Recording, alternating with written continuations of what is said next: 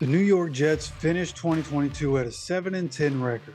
All right, not what they wanted to be. But when you talk about 2023, first thing you got to ask is, did they get better in the offseason? Look, man, the Jets didn't just get better. They became one of the best teams in the NFL in a single offseason. Aaron Rodgers finally leaves Green Bay, ends up in New Jersey, playing for the New York Jets. That move by itself makes the Jets a contender. Like that by itself, with everything they had there, immediately makes the Jets a contender. But they also went out, ended up getting Dalvin Cook. They won the Dalvin Cook sweepstakes after Aaron Rodgers reportedly takes $35 million pay cut so that they can sign more players. Dalvin Cook is one of those guys, and him being added to that backfield with Brees Hall, who's going to be ready to go week one. Like they they have everything they need right there. Right? You get one of the best quarterbacks in the NFL. You have probably the best running back duo when healthy in the NFL. I think they are definitely at least in that discussion, like for sure. So then you look at the receivers. And one of the perks of getting a quarterback like Aaron Rodgers is that a lot of receivers want to play with a quarterback like that. So you look at what they got. They drafted the offensive rookie of the year in Garrett Wilson last season. Garrett Wilson could be this year's offensive player of the year. It would not surprise me. I think he is going to be exceptional this year. He is so good. Then they also went out, they got Allen Lazard and Randall Cobb, guys that Aaron Rodgers knows well. Allen Lazard, not the greatest receiver in the league, but he's good, right? And he's somebody that Aaron knows, somebody that can play with Aaron. Their communication is going to be great right off the bat. So him, Randall Cobb, he's a chain mover for Aaron Rodgers, one of the most dependable chain movers in Aaron Rodgers' career. So you can expect that to be something that happens a lot. And then to round off, one of the deepest wide receiver rooms in the league, Corey Davis is still there, and McCole Hardman signed with the Jets in free agency. Okay, so this is a team that's 5 deep with real good wide receiver talent. Again, maybe the deepest wide receiver room in the NFL.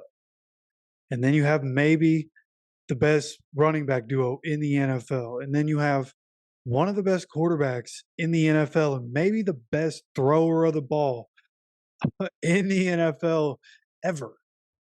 So sky is the limit for this Jets team as long as the offensive line can pick it up. That's the whole storyline with the Jets right now is, can their offensive line be good enough? So we'll see if they're able to do that. Because you look at the defense, and the defense is going to be incredible for the Jets. From the D line to the secondary, Quentin Williams to Sauce Gardner. Like they have so many good players on this defense. The defense is stacked with Pro Bowl and All Pro talent. Okay, so the defense is going to do their thing. It's just the offensive line is the only part of this team that could be the liability. You know, and when healthy, they have guys who can get the job done, but they can't get the guys that they need to stay on the field to stay on the field, right? Like they drafted Mekhi Becton. Mekhi Becton is one of the most sure thing NFL tackles that ever came into the league. But injuries have completely derailed his career at this point, and he's not even currently the starter on the depth chart on ESPN. And it'll be interesting to see what they do with him because he's left tackle. But they also signed Dwayne Brown, who's very good. He's 37, 38 years old now. He's up there, but he's really good. Like he's in the league still because he's very good. So when he comes back from his injury, in which he's been on the PUP list for about a month now, when he gets back, like he's going to be the starter. So what do they do with Mekhi? Are they going to slide him inside somewhere? It's just unclear what they're going to do. But I think that would be probably the best case scenario, right? You slide him inside. You have Elijah Vera Tucker. Like the inside of the line at that point would be solidified, in my opinion.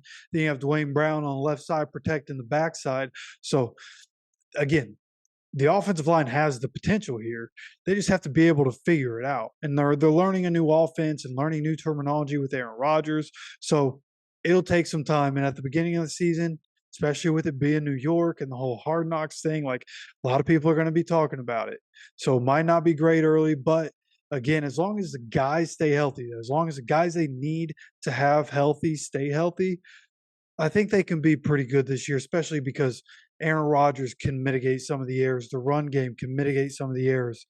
The weapons that they have and those guys being able to get open. And again, Aaron Rodgers getting those guys the ball can mitigate some of those errors. You can figure it out And that'll be Nathaniel Hackett's job, being able to figure out how to mitigate those things and put everybody in the right position to succeed. And with Aaron Rodgers and Nathaniel Hackett working together before you think, that's probably a thing that they're going to be able to do. Okay, so with that said, let's move on to looking at the Jets schedule. Okay, the top of the Jets schedule is very difficult. They start the year with the Bills on Monday Night Football. That should be an incredible game. It's a game that I will certainly be watching. I'll have my eyes all over that game, and I expect the Jets to win that game. Okay, and then they go to Dallas in week 2 and beat the Cowboys. And in week 4, they host the Chiefs, and I have the Jets losing that game, but we as fans win. Okay, listen to me. This is going to be the first time we're ever going to see Patrick Mahomes and Aaron Rodgers play in the same game. And I personally cannot wait to see this happen. These teams have met before with both of these guys on, one was on Green Bay back when Aaron was with Green Bay, obviously, and then Patrick Mahomes, obviously, with the Chiefs. And one time Aaron Rodgers was out. I believe it was due to COVID. The other time, I believe, was when Patrick Mahomes was out with the knee injury. But either way, seeing these two play in the same game is going to be great. And I can't wait. Again, I have the Chiefs winning that game, but it should be a phenomenal game, and I can't wait to watch it. Okay, and in week 3, skipped over that one, but it's the Patriots. I don't think the Jets are going to have any problem with the Patriots, to be completely honest with you. But then you look at their next 4 games. They have the Broncos and the Eagles, then the bye week in week 7, then the Giants and the Chargers. Okay, those are all teams that very easily could be playoff teams this year. Would not surprise me. It's also a pretty perfectly placed bye week. It's not the middle of the season, still kind of early, but a pretty good bye week for them this year. And between weeks 5 and 9, I don't have the Jets losing any of these games. I have them beating all 4 of these teams and moving into week 10 against the Raiders with a 7-1 record. And it's at this point where their schedule starts to get a lot easier. Now, see, NFL, I say easier. You know what I'm talking about. Okay, compared to the teams that they're playing, the playoff caliber teams that they're playing, right? Again, the Raiders in week 10, I don't know how many people really expect them to be that great, especially with Josh McDaniels at coach. So I have the Jets winning that game. And then when the Jets go to Buffalo in week 11, I do have the Bills winning the home game against the Jets. So they split their season 1-1 in the regular season. Then week 12, they get the Dolphins. Again, another playoff team, very probable in my projections. They are a playoff team, and I have the Jets winning this game. Right, skip ahead to week 15 real quick. It's the other Dolphins game. This is another one, home field advantage. Went ahead and gave that one to the Dolphins. So they split the season series with the Bills and the Dolphins. And in both those series, it's just the home team is winning. That's how I came up with those decisions. Division games can go either way. That's how I see this one ending up, is 1-1. Either way you cut it up. But then the rest of their schedule, all the other teams after that are the Falcons, the Texans, the Browns, and the Patriots. I have the Jets winning every single one of those games. The Commanders are in there also, week 16. And I just don't see them having a problem with those teams. And at the end of the day, I have the Jets going 14-3 this season. And if I had to put money on someone to win the Super Bowl, it would be the Jets. That's just what it is. Okay, I know at the end of division debates, I'm going to have a playoff prediction video with the whole playoffs and how I see it going. But again, if I had to put money on it right now, I'd be putting money on the Jets to win the Super Bowl. And that's just cold hard truth, man. I'm a Colts fan, but I know what the facts are. And let's face it, script writers gonna want Aaron Rodgers winning a Super Bowl the year he leaves Green Bay, anyways, especially being in New York. So go ahead and chalk that one up as a W. All right. So with that said, that's gonna cap off this episode of Division Debates. Make sure you subscribe with notifications on to continue to get notified when new episodes drop. And as always, take care of yourself, take care of each other.